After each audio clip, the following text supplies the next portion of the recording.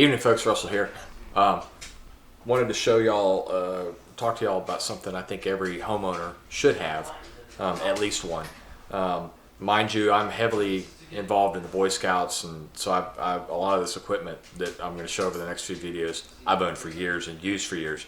But I think every homeowner should have at least one of these Coleman stoves, and specifically I'm talking about the Coleman 442 Featherlight dual fuel backpacking stove.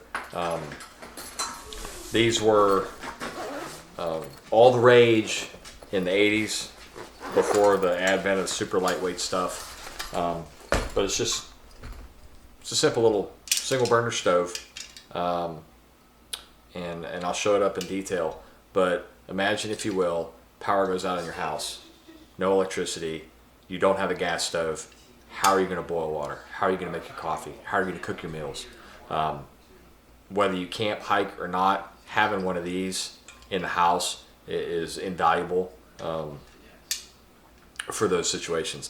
And then in the case of this particular model with the dual fuel, when it really hits the fan, and you can still run these on unleaded gasoline. So I'm going to move the camera around and kind of show it up close, and maybe a little bit of review on these. So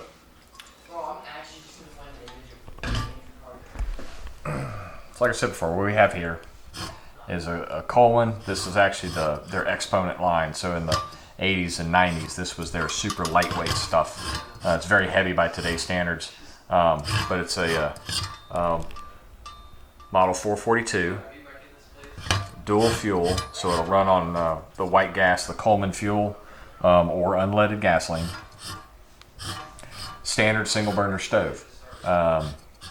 Very simple operations: off, low, and light or high. They don't actually make this model anymore. They have some newer versions that you could buy new, or you could go onto the bay and pick one of these up used. The beauty of some of these Coleman items is, whether it be lanterns or stoves, Coleman in Wichita, Kansas does have a reman service that you can send stuff into, and it's honestly, for what you're getting, it's quite cheap to have stuff remanufactured. And actually, this stove was manufactured in March of '04, so into the 2000s they were still making these stoves. Very simple to operate.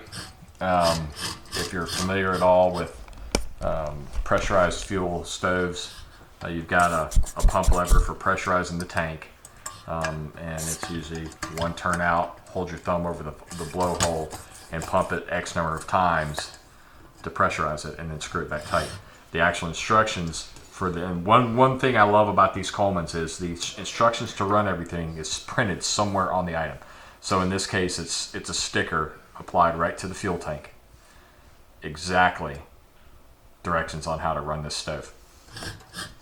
They are completely serviceable and rebuildable.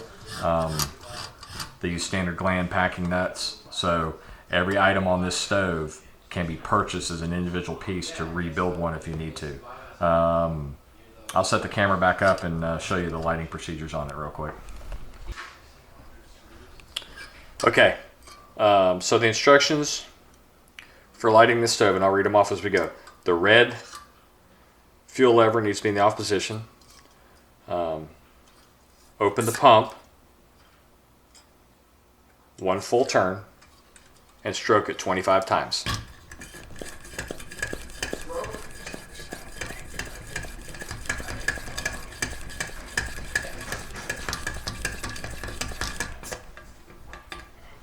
Now this fuel tank isn't full, so it's not going to light very well. It's then, and you can hear that. And that's it. That's as simple as that. Now I could put a small saucepan on here. I could put a espresso maker, coffee pot. I could cook full meals on it if I need to, and it's very controllable. You know, low heat for frying eggs or something. So, like I said, it's an invaluable item for every household to have for when it hits the fan, the power goes out, the gas goes out, and you still need to be able to cook. I bought this one recently off the bay to add more to what I have, but I've had and been reusing these stoves since the late 80s. I still use them today. I'm not an ultra lightweight weenie backpacker, so I'll carry a little bit extra weight. They're very simple stoves to use. And like I said, this stove will run on unleaded gasoline. And they're very easy to maintain and service. And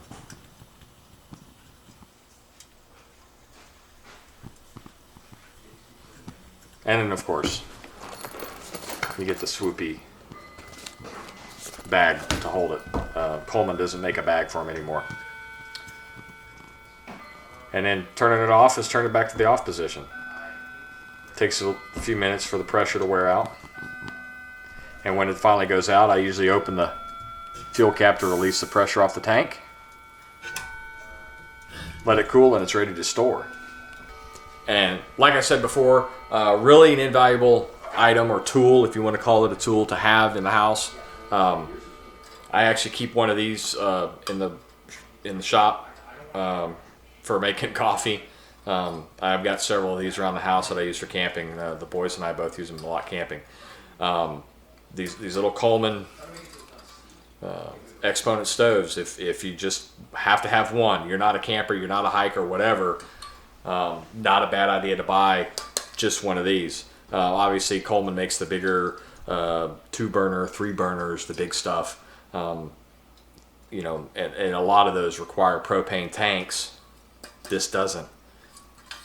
Fuel goes in here, you pump it 25 times and light it, you make your coffee, you fry your eggs, you warm your hands over it, whatever.